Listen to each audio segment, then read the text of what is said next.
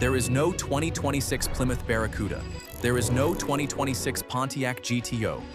Google's own AI search results hallucinated a GTO revival out of thin air, complete with fake horsepower specs, and GM Authority had to publicly debunk it. The Barracuda leak going around right now traces back to nothing we could verify. No manufacturer statement, no named source. It's the same pattern, AI-generated fan fiction wearing a news headline. So here's what we're doing instead. Not 10 hopeful rumors. 6 muscle car returns that are already confirmed, already shown to media, or already shipping to dealers, right now, this year, and next. No fabricated horsepower. If a number's in this video, it came from the manufacturer or a named executive on the record. Every car in this countdown has a manufacturer statement, an executive quote, or a confirmed production date behind it, except one, which we flag clearly when we get there. Sources linked in the description. Let's go. Number 6. The Ram 1500 Rumble Bee SRT. Not technically a muscle car, it's a truck, but stay with us because this is the closest thing Stellantis has actually put into production to Dodge's old Super Bee heritage. The Super Bee first showed up in 1968 as Dodge's budget muscle answer to the Roadrunner. Same idea, same era, a stripped-down mid-size car built around the biggest engine Dodge could stuff under the hood, with a cartoon bumblebee stripe wrapped around the tail to make sure nobody missed the point. The Rumble Bee badge revives that exact visual language, black and yellow bee stripe included, on Stellantis' current best-selling nameplate, and it's not a watered-down tribute package. Stellantis confirmed that HEMI V8 production is returning to the Dundee, Michigan engine plant, and the Ram 1500 SRT and Rumble Bee SRT variants get the supercharged 6.2-liter HEMI in a 777 horsepower state of tune, the same engine family that used to define the Hellcat era. If you want proof the HEMI V8 isn't dead at Stellantis, you don't need to wait for a concept reveal. This one's already on dealer lots right now with the B stripe and the horsepower number to back it up. Number 5. The Dodge Charger Sixpack. When the 8th generation Charger launched in 2024 as electric only, Dodge's own fanbase revolted. The gas-powered answer arrived in 2026. The Sixpack, a name pulled directly from the 1969 Roadrunner and Super Bee's legendary six-pack option. 3 2-barrel Holley carburetors stacked across the top of a 440, which is exactly the kind of unnecessary, glorious over-engineering the muscle car era ran on. It's not a V8 this time, it's a twin-turbocharged 3.0-liter Hurricane, inline-six, offered in a 420-horsepower 4-door version and a 550-horsepower 2-door HO version.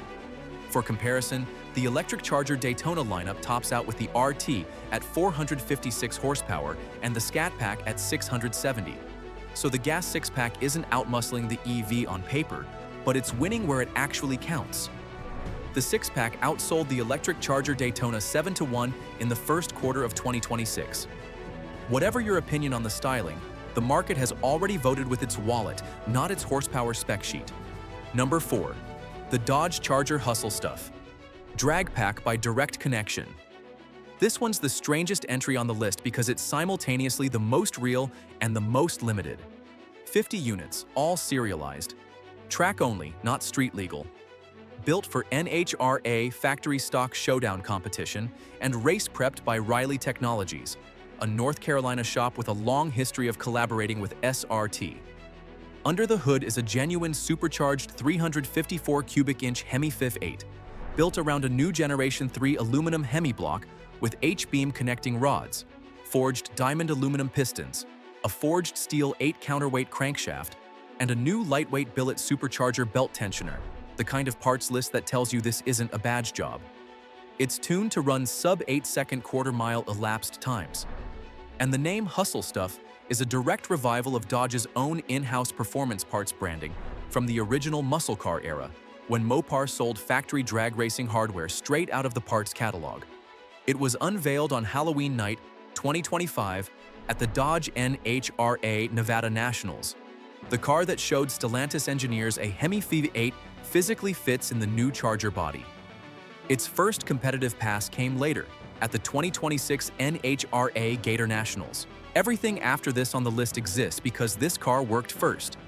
confirmed by Stellantis North America's own media materials and demonstrated on an NHRA-sanctioned track. Not a render, not a rumor. The next two entries are the ones that actually matter for the street: a full production HEMI Charger, and the return of a nameplate GM fans have been mourning since 2024. If you've made it this far without clicking off an AI slop thumbnail today, you already know the difference between real reporting and content mill garbage. Hit subscribe and tell me in the comments which revival you actually believe deserves the hype. Let's finish the list. Number 3. The Dodge Copperhead SRT. And here's where we correct a misconception the internet keeps repeating. This is not a new Viper. Stellantis executives showed a full-scale styling model to investors and media at their 2026 Investor Day, and SRT boss Tim Kuniskis put it plainly: "We purposely called it a Copperhead because it's not a Viper." The name itself is a real revival. Dodge first used Copperhead on a concept roadster at the 1997 Detroit Auto Show, a lightweight, affordable two-seater finished in copper fire orange with a front-mounted 2.7-liter V6 making around 220 horsepower, positioned as a smaller, cheaper companion to the Viper rather than a replacement for it. The new car flips that positioning entirely. Instead of sitting below the Viper, it's now the flagship, sitting above the Charger. A CarBuzz correspondent who saw the styling model in person described it as a mashup of two Dodge icons: Charger design language at the nose, Viper influence toward the tail, with a massive hood power dome and an oversized rear wing echoing the final Viper ACR's track package. Reports peg its footprint closer to a Ford Mustang GTD than a Charger sedan, with performance targets that could put it in the same conversation as the Corvette ZR1. Kuniskis confirmed the car will run a gas engine, floated the possibility of electrification without ruling it out, and confirmed it won't share hard points with the Charger, a clean sheet platform. Car and Driver has pegged the earliest realistic launch around 2029, with a starting price north of $100,000. That timeline is later than this year or next. We're including the Copperhead anyway because the confirmation itself happened in 2026, and it's the single most misreported car in this entire space. If you've seen a thumbnail calling this the new Viper, now you know why that's wrong, and now you know what it actually is. Number 2. The Dodge Charger and SRT Hellcat. This is the one Mopar fans have been waiting for since the Charger went electric only in 2024. Stellantis confirmed it directly to the Detroit Free Press. A supercharged 6.2-liter HEMI V8 producing north of 700 horsepower, going into the next-generation Charger body, the same engine family that first defined the Hellcat name back in 2014, when the 707-horsepower Challenger SRT Hellcat launched and instantly became Stellantis' range-topping, mass-produced performance engine.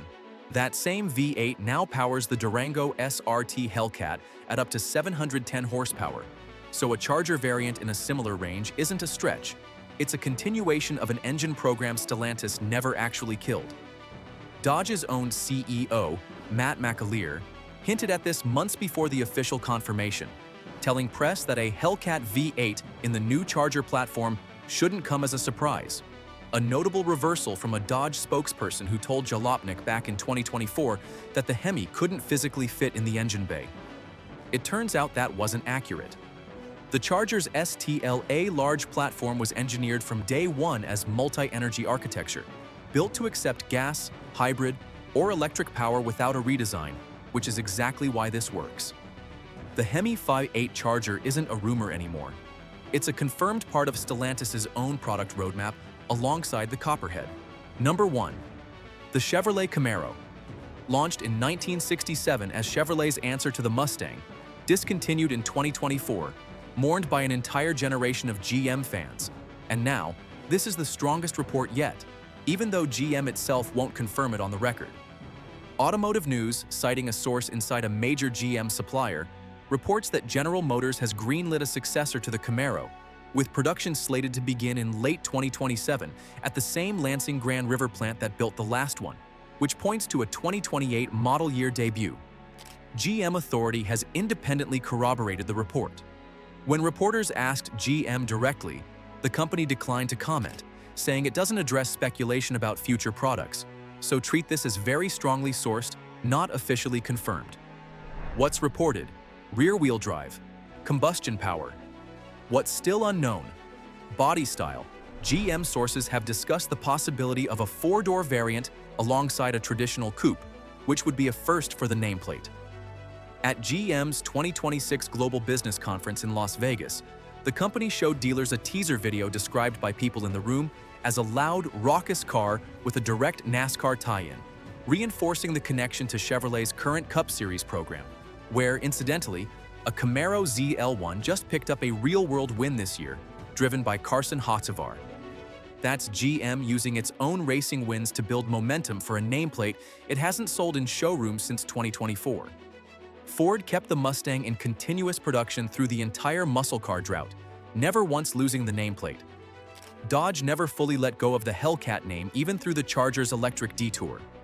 Chevrolet was the one manufacturer that actually stopped completely, and now it's very likely coming back, heavily reported, with a plant and a timeline attached, even without GM's own sign-off. Automotive news and GM authority reporting is consistent and well-sourced, corroborated by a GM dealer-facing teaser, but GM has not issued an on-record confirmation. Reported production date: late 2027. 6 returns. 3 of them are already real hardware you can see, buy, or watch race today. 2 more are manufacturer confirmed for production, with dates attached, and 1, the Camaro, is the best-sourced report we have, even without GM's official sign-off. 0 fabricated horsepower numbers, 0 AI renders passed off as spy shots. The muscle car era isn't coming back as a wave of nostalgia cash grabs, it's coming back as real engineering decisions at 2 different companies. Which one actually gets you in a dealership when it lands? Put it in the comments, I read everyone. If you'd rather get 6 real answers than 60 fake thumbnails, subscribe, and I'll see you in the next one.